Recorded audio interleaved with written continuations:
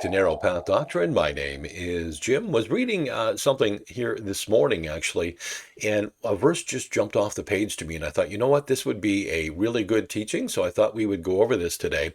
The title for today's video is The Inability of Man and the Sufficiency of God, and the verse in question is in 1 Corinthians. It's 1 Corinthians 10:11. Paul writes, "Now all these things happened unto them for ensamples, and they are written for our admonition, upon whom the ends of the world are come."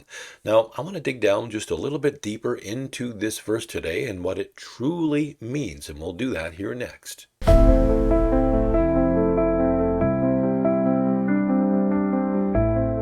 Now, in this chapter, Paul draws the Corinthian believers to remember Israel's history, their repeated sins and failures in the wilderness.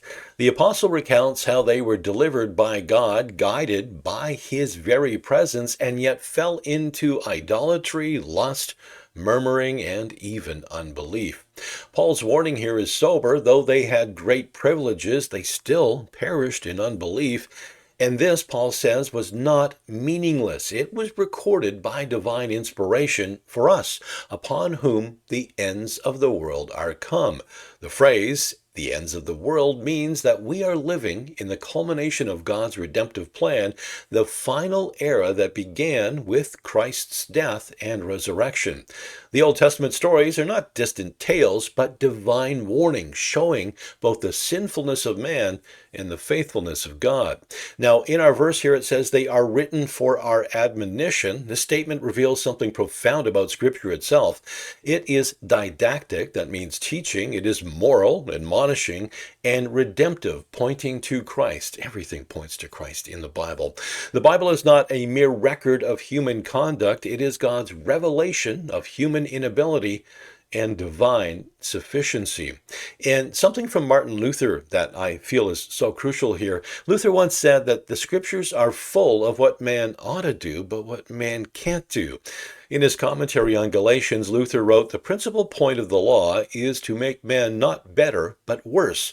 That is to say, it showeth unto them their sin, that by the knowledge thereof they may be humbled, terrified, bruised, and broken, and by this means may be driven to seek grace." In other words, the admonitions of Scripture serve a dual function. They reveal duty and they expose inability, thus driving the sinner to Christ. And notice, Luther said to seek grace, not to seek righteousness.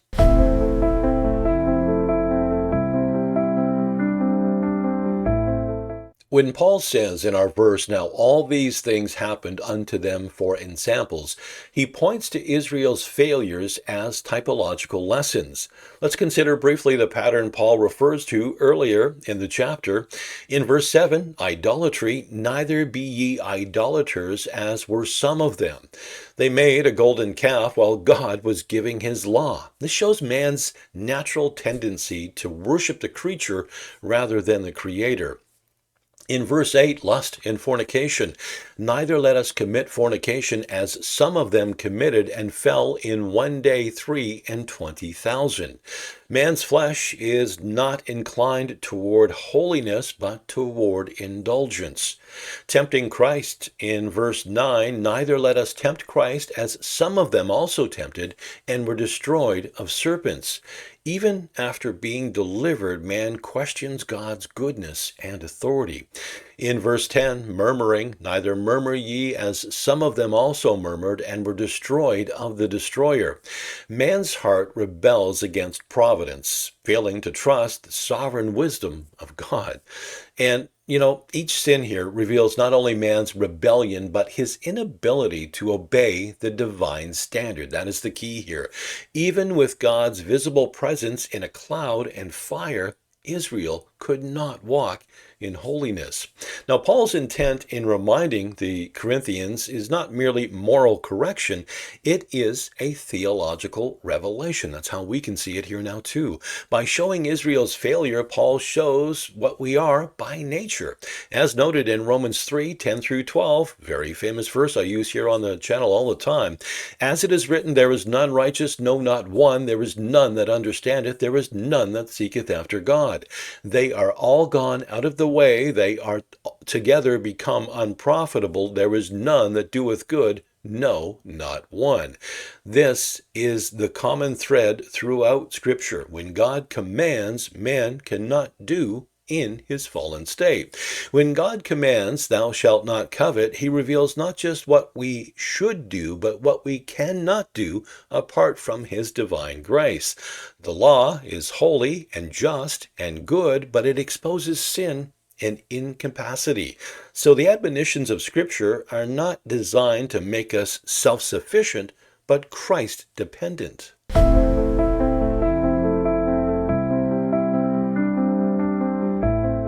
Luther's understanding helps us interpret Paul rightly. The law and all admonitions in Scripture are not ladders to climb to heaven, but mirrors that reveal we can't climb at all. In his commentary on Galatians 3:24, Luther said, "The law is a schoolmaster to bring us unto Christ, that we might be justified by faith. Therefore the law is not contrary to the promises of God, but it is necessary. For we must first be humbled by the law, that we may be exalted by the gospel." When Paul says that these examples were written for our admonition, it is so that we might not trust in our own strength, but in God's grace through Jesus Christ. Right after Paul lists these examples, he gives the comforting assurance in verse 13, where it says, "There hath no temptation taken you, but such as is common to man. But God is faithful, who will not suffer you to be tempted above that ye are able, but will with the temptation also make a way to escape, that ye may be able to bear it." This verse is not about human ability, it's about divine faithfulness. Man's inability is the dark backdrop against which God's preserving grace shines brightest. The admonition of verse 11 drives us to humility. The assurance of verse 13 drives us to worship.